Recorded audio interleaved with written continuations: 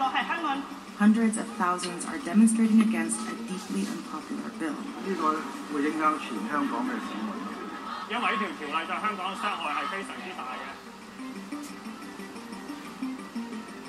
But this is about a whole lot more than a bill. It's about the status of Hong Kong and the power China has over it. It's a fight to preserve the freedoms people have here, and it all started with a murder.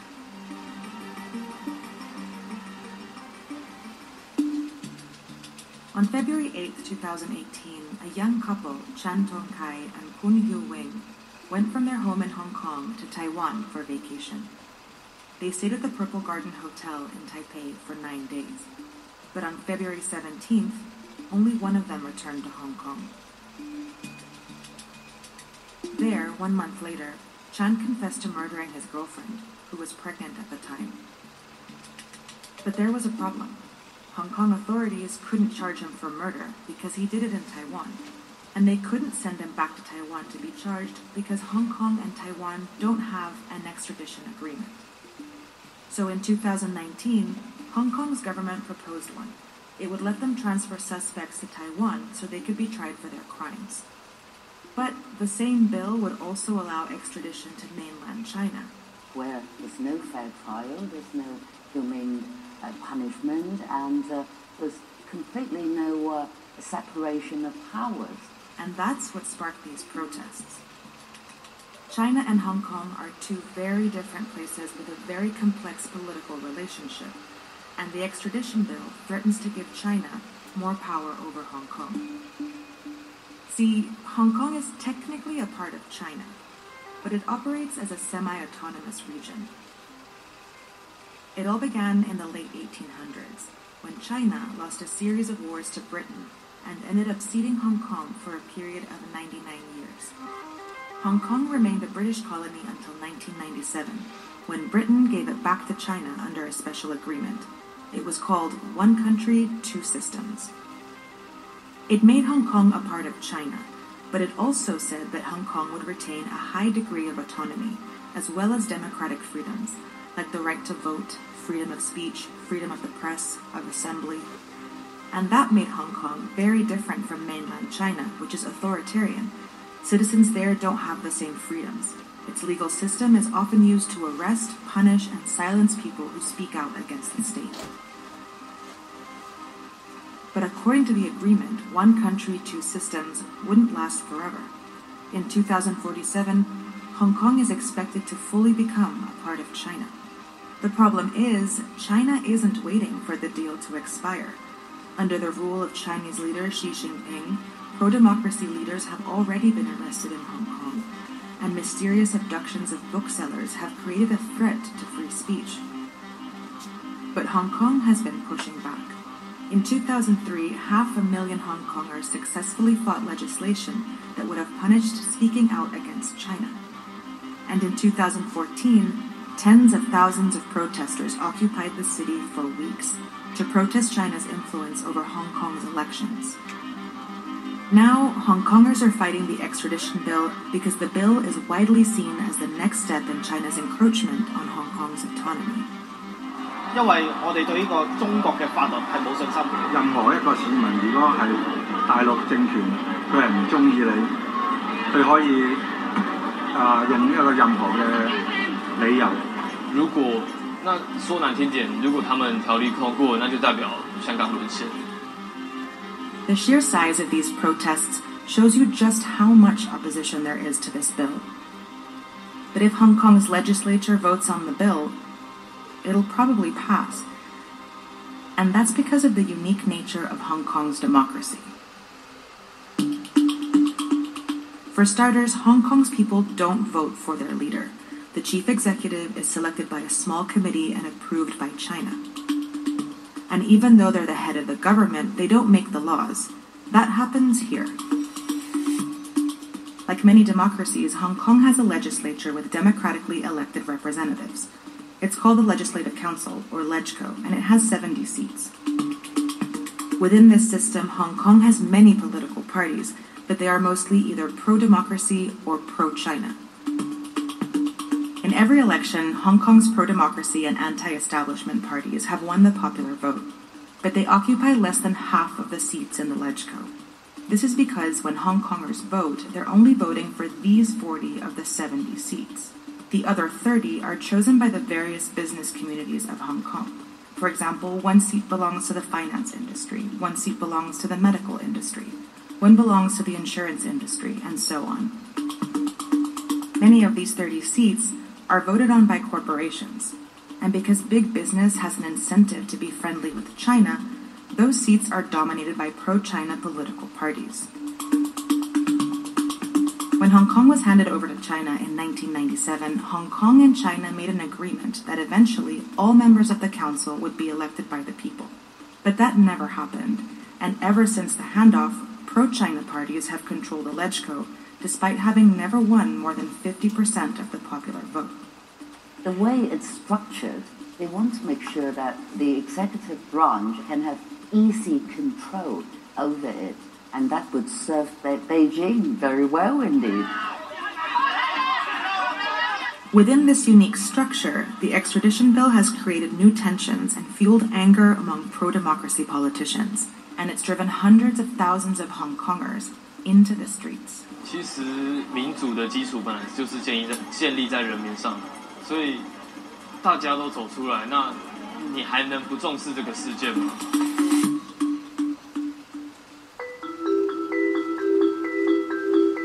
While this isn't Hong Kong's first protest against China's influence, it is the biggest. And many say this time is different because of the people involved. Professionals like lawyers and politicians are participating. Our legal sector staged the biggest ever protest parade. But it's young people who are at the forefront, since they have the most to lose. They are the first generation born under one country, two systems, and in 28 years, when that arrangement ends, they'll be Hong Kong's professional class. I won't be around anymore. It's their future. It's their Hong Kong. They have every right to fight it. 佢哋出嚟係唔係為咗自己，即係為咗成個香港嘅未來。好感動，真係好感動。 The protests have convinced Hong Kong's government to suspend the bill, but that's not enough.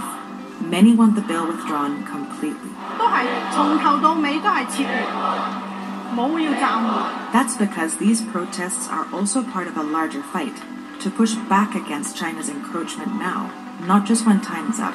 其實唔使2047年啦，我話俾你聽。其實你而家見到大陸政府其實一路已經將嗰條線推前。所以大家只係想為自己原本擁有嘅權利去出嚟遊行咯。我哋仲有好多機會去改變。2047 is on its way, but it's not here yet. And until then, Hong Kongers still have a voice. History will tell whether we succeed. Even if we failed, history would say they did put up a fight and they didn't just take things lying down. And that's what we're trying to do too.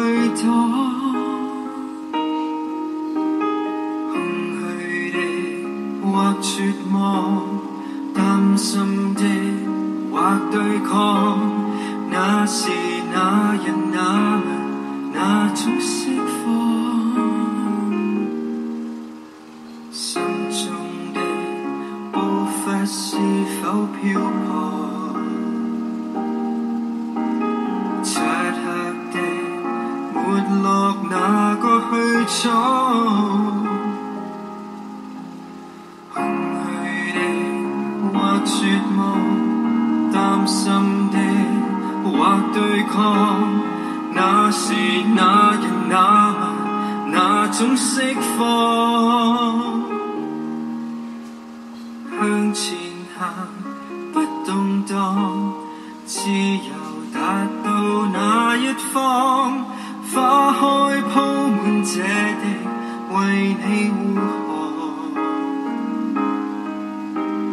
鐵難纏守護着，淚流亦要去抵擋，堅守心裏信念已不枉。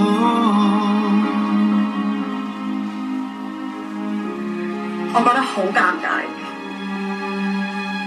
嗰刻我好想喊，但係我要揸實自己個拳頭話俾自己聽，我可以喺佢哋面前喊，因為喊就等於輸咗。缺一不可，唱着詩歌幾蒼廣播，時代革命光復香港。我們撐着絲絲緊扣，兒時把絲緊握雙手，香港人加油！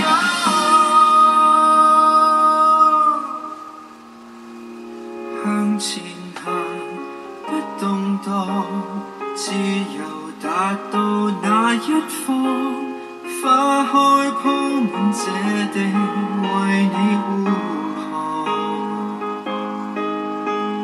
鐵難纏守護着，淚流亦要去抵擋，堅守心裏信念已不枉。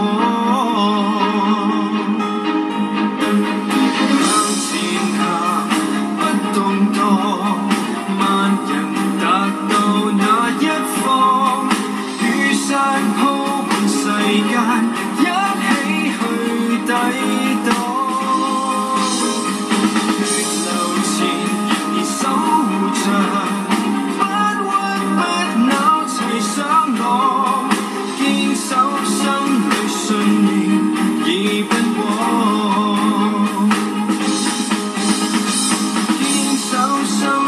價值的向往，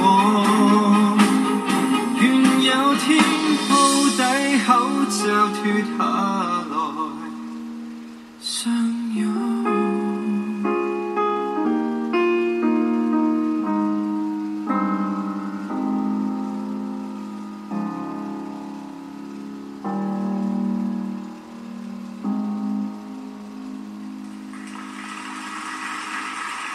Calendar for decades. But nothing prepared the city for what happened in 2019. Hong Kongers were already angry at China for its perceived erosion of the city's autonomy. So, when Hong Kong's chief executive Carrie Lam proposed an extradition law to send criminals to the mainland for trial, it kick-started a series of protest marches, with the biggest drawing an estimated 2 million people. The police cracked down hard, and the protests escalated into the biggest rebellion on Chinese soil since the Tiananmen Square movement in 1989. 1 year on June 30, Beijing hits back, introducing a national security law over the heads of the territory's legislatures. More than 90 people have been detained under the law, including Joshua Wong, Angus Chow, and Jimmy Lai.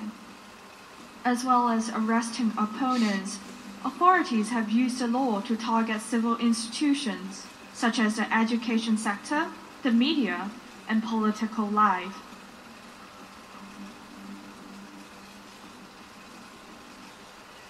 Pro-Beijing politicians like to put some of the blame for the protests on disloyal children who don't understand China. The Hong Kong government has taken this as a cue and is changing the curriculum in schools and universities. In particular, they have focused on liberal studies, a subject taught in schools to encourage critical thinking, But it hasn't stopped there. The government is investigating hundreds of teachers for allegedly radicalizing their pupils. At least 2 primary school teachers have been struck off the register.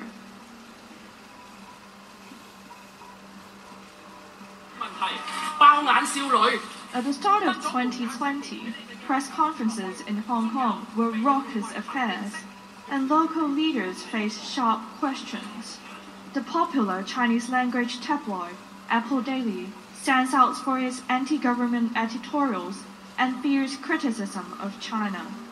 In August, its owner, the outspoken media tycoon Jimmy Lai, was led away in handcuffs during a high-profile raid of the newsroom. However, it was the November arrest of Bao Choi, an investigative journalist from public broadcaster RTHK, that really spread fear through the local press pack. She is being charged with making false declarations for ticking the wrong box on a government database.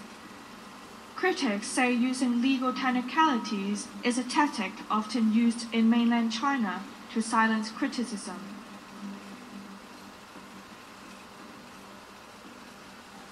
The street protests of 2019 were organized anonymously, which meant opposition politicians were not immediately in the firing line. That changed when the pro-democracy camp won a crushing victory with a record turnout in the municipal council election in November. Fast forward to September 2020, Hong Kongers' next opportunity to express themselves through the ballot box, this time in a general election.